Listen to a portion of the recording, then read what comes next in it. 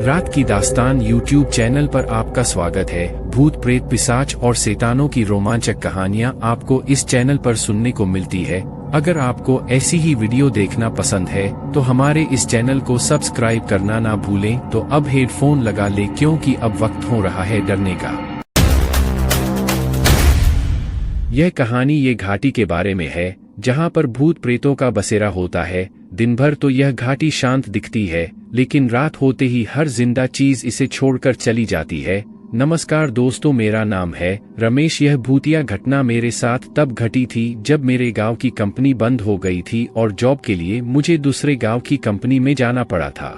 उस नई जॉब पर जाने के लिए मुझे हर रोज एक छोटी सी वीराना घाटी को पैदल ही पार करना पड़ता था। वहां से बहुत कम लोग गुजरते थे। मैंने घाटी के बारे में गांव के लोगों से भूत प्रेत की काफी सारी बातें सुन रखी थी। घाटी की दहशत इतनी थी कि शाम होने के बाद उसके नजदीक भी कोई नहीं जाता था।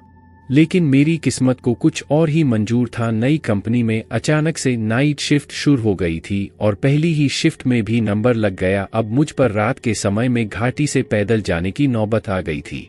यह बात मैंने सबसे पहले जाकर मेरी पत्नी कामिनी को बताई। उसने बड़े प्यारे स्वरों में कहा, परेशान मत होना, ये दिन भी बीत जाएंगे। फिर हम दोनों में घर का कुछ कीमती सामान बेचकर मेरे एक दोस्त की पुरानी बाइक खरीद ली। रात को मैं सही समय पर घर से अपनी बाइक पर निकला। जब मैंने घाटी में प्रवेश किया तब वहां मुझे एक परिंदा तक नजर नहीं आ रहा था। लेकिन घाटी के बीचों बीच पहुंचने पर अचानक से मेरे आसपास ठंड बढ़ने लगी और कहीं से घना कोहरा जमा होने लगा था। जब मैं उसे कोहरे से बाहर निकला तब मुझे बाइक कुछ वजनदार लग रही थी। हालांकि उस बात पर मैंने ज्यादा ध्यान नहीं दिया था। बिना रुके और पीछे मुड़े मैं काम पर पहुंच गया। घाटी के रास्ते में कुछ इक्का दुक्का आवाजें आई थी पर मैंने गाड़ी बिल्कुल भी नहीं रोकी।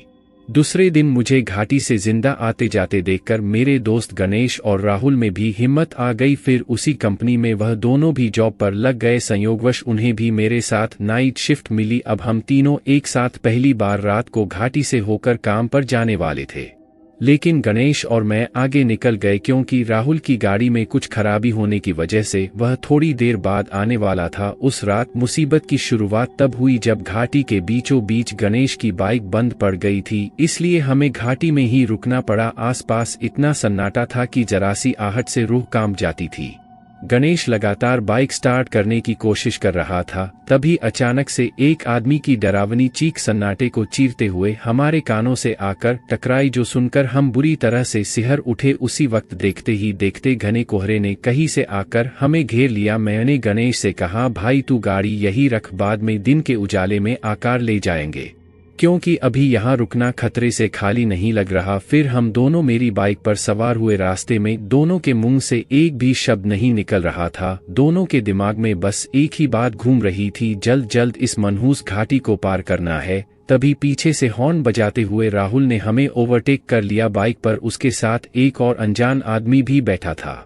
मैंने राहुल से पूछा, आज तुम्हारे साथ यह चाचा कौन है? हमसे भी तो पहचान करवा दे। राहुल ने जवाब दिया, कौन से चाचा? मैं तो अकेला आया हूँ। मैंने कहा, फिर तेरे पीछे बाइक पर कौन बैठा है? राहुल बोला, तू क्या मेरी फिरकी ले रहा है? इतना कहकर राहुल ने अपनी बाइक के हैंडल से एक हाथ हटाकर पीछे घुमाकर दिखाया और हमारे सामने उसका वह हाथ उसके पीछे बैठे आदमी के शरीर से आर पार चला गया। फिर वह अनजान आदमी हमारी तरफ देखकर मुस्कुराने लगा। वह भूतिया नजारा देखकर गणेश और मेरे हाथ पैर ठंडे पड़ गए। हम दोनों कुछ भी बोल नहीं पा रहे थे, आवाज जैसे गले में ही अटक गई थी। फिर मैं गाड़ी उसके आगे भागने की कोशिश करने लगा पर गाड़ी नहीं आगे जा रही थी और नहीं उसमें ब्रेक लग रहा था। उस वक्त मुझे लग रहा था कि बाइक का हैंडल तो मेरे हाथ में है पर चलाने वाला कोई और है। हम राहुल की तरफ ना देखने की कोशिश कर रहे थे। गणेश ने मुझे कसकर पकड़ के रखा था। हम दोनों डर से कांप रहे थे। राहुल हमारी बाइक के बराबर बाइक चलाने लगा और हमारी नजर ना चाहते हुए भी उस भूत पर पड़ रही थी। वह अभी भी हमारी तरफ ही देख रहा था। उसके चेहरे पर एक शैतानी मुस्कान थी, बस वह देखकर हमारी फट के हाथ में आ चुकी थी। आगे के रास्ते में बहुत घना कोहरा फैला हुआ था। तभी राहुल को अचानक से कुछ हुआ और वह स्पीड में कोहरे में घुस गया और बाद में हम भी घुस गए। कोहरा जब खत्म हुआ तब राहुल की बाइक हमारे आगे ही थी पर उसके पिछली सीट पर वह भूत नहीं था। वह देखकर हमें जरा सी राहत मिली। घाटी अब खत्म होने ही वाली थी। जब हमारी बाइक राहुल के नज़दीक पहुंची तब हम उसे सब कुछ बताने ही वाले थे। उससे पहले ही राहुल बोला, अब तुम दोनों बताव कोहरे में से ये कौन से चाचा को उठा लाए हो? ट्रिपल सीट बाइक नहीं चलानी चाहिए, मालूम है ना? राहुल के मुंह से वह बात सुनकर मेरे पीछे बैठे गणेश ने बाइक की सीट गीली कर दी और डर के मारे मैंने बाइक से नियंत्रण खो दिया। इसी वजह से मेरी गाड़ी रोड साइड वाले दलदल में घुस गई।